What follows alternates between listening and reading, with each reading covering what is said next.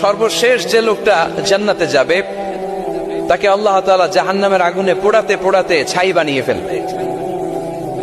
আল্লাহ বলবেন, জিব্রাইল যাও একটু দেখো, একটা মাত্র সেজদা দিয়েছে আমাকে, এরকম কাউরে পাওয়া যায় কিনা। বাতি জ্বালান দিয়ে দেখো পাওয়া যায় কিনা। খুঁজে খুঁজে কাউরে পাবে না। আল্লাহ বললেন আবার দেখো, খুঁজে খুঁজে একজনকে পাবে। সামান্য ইমানের ছিটে ফোঁটা তার অন্তরে ছিল।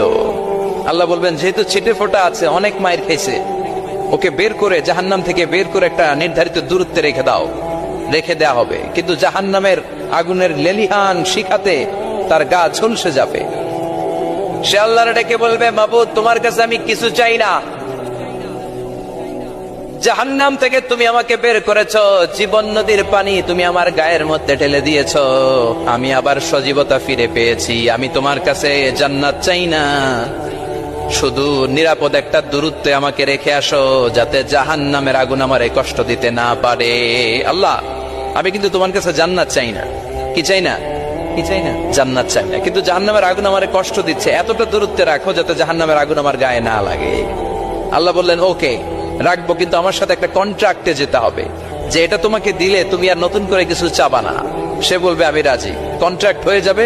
আল্লাহ জিব্রাইলকে বলবেন, যাও এমন দূরত্বে রাখো যাতে জাহান্নামের আগুন ওরে কষ্ট না দেয়।